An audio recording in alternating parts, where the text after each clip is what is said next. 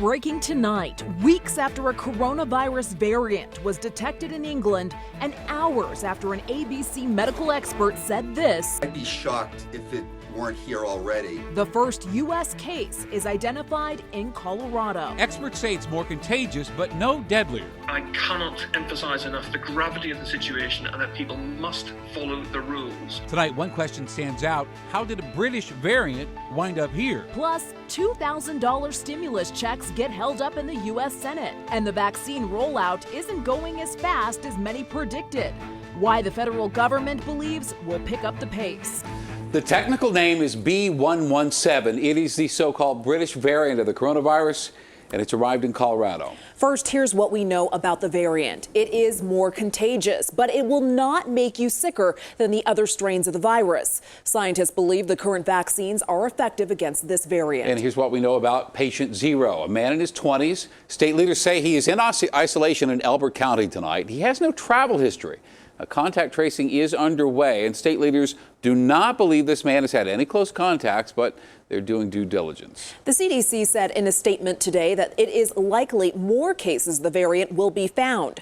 Quote, viruses consistently change through mutation, and new variants of a virus are expected to occur over time.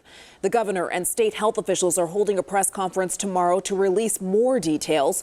Tonight, the governor said, quote, the health and safety of Coloradans is our top priority. We are working to prevent spread and contain the virus at all levels. All right, we have some big news for those of you waiting on stimulus money. Treasury Secretary Steve Mnuchin said this afternoon some people could receive direct deposits tonight. Paper checks will be in the mail tomorrow. These are the checks for $600. And the Democratic effort to push the $2,000 stimulus checks through the Senate today hit a roadblock in Mitch McConnell. The Senate Majority Leader is in control of the stimulus negotiations, and today he set the stage for a week-long debate in the Senate. They have until Sunday, when this session of Congress ends, to get something done. Denver7's Russell Haythorne with the latest on that. New delays in a second stimulus package are adding even more stress to an already rough holiday season for single moms like Megan Meyer. It's hard for me as a mother to sit back and know that there's not something that I can do to fix it and make it better for them.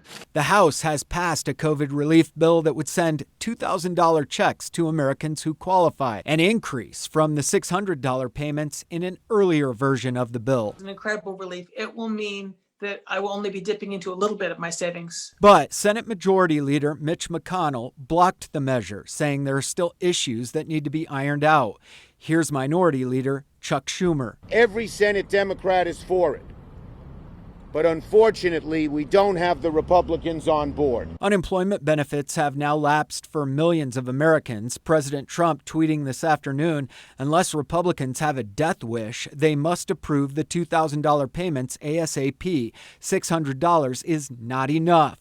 The House has passed the increase with wide bipartisan support. Democrat Jason Crow saying Americans are in crisis and they deserve leadership and support. It's time for the Senate to step up. But Republican Ken Buck saying, I am for giving $2,000 checks to the American people, but it is irresponsible to put billions of dollars of pork for foreign countries and special interest projects in a COVID relief bill. In the meantime, Americans like Meyer wait. I've just been holding out, waiting for Congress to be able to make some decisions that would be in the best interest of so many Americans like myself.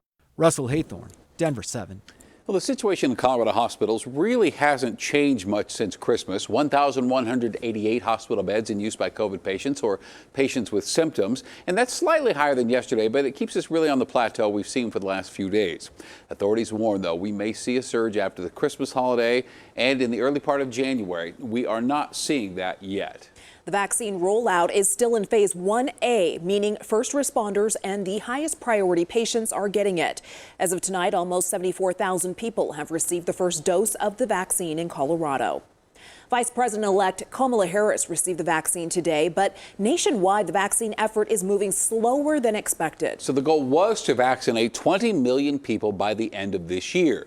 The CDC says fewer than 3 million have been vaccinated so far, and of course, the new year starts Friday. The White House task force says we may not get to that 20 million until the end of January. The pace of the vaccination program is moving now, if it continues to move as it is now, It's going to take years, not months, to vaccinate the American people.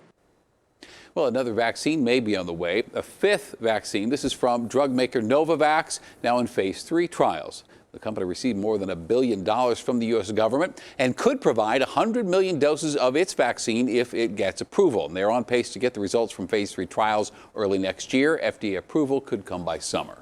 It could be several days before everyone has natural gas service back in Aspen. 3,500 gas meters were impacted by what Black Hills Energy and the Aspen police are calling an act of vandalism. They believe the meters were intentionally damaged to disrupt service in the ski town. Currently, the crimes under investigation are there's a specific crime called endangering public transportation and utility transmission. That is a Class 3 felony. So it's obviously a very serious crime. Also, first-degree criminal tampering. It's a first-degree misdemeanor, and second-degree burglary, which is a fourth-degree felony. The city of Aspen is giving out space heaters to anyone who may not have gas for the coming days. They are hoping gas will be restored to 50% of meters today. Police in Denver say a young child remains in critical condition this hour after a senseless shooting outside a pizza shop. Tonight, no arrests, but Denver police would love to bring this gunman to justice. Denver7 Sean Toll reports. It's tough to watch, even tougher knowing a child was one of the victims when shots rang out in the parking lot of this Denver area strip mall. He just heard the shooting.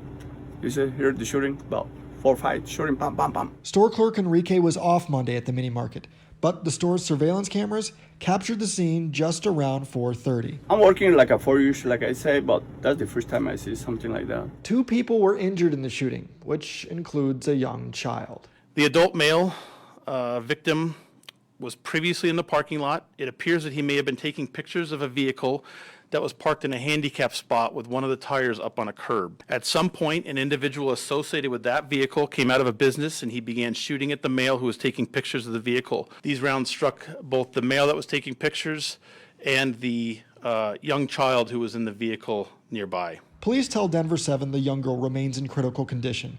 They're looking for a Hispanic male in his 20s wearing glasses and driving this Subaru Outback. This is a very sad and senseless case. Traumatic for a family just there to pick up food at what appears to have been the wrong time. I worry about, like we human, we worry about a life, others' life, my life. Yep, I worry. And Enrique knows what he wants to see of the person responsible for the chaos outside. Hopefully they catch him, put him in jail for all his life. That's what my hope. I feel sorry for the baby. Sean Toll, Denver7.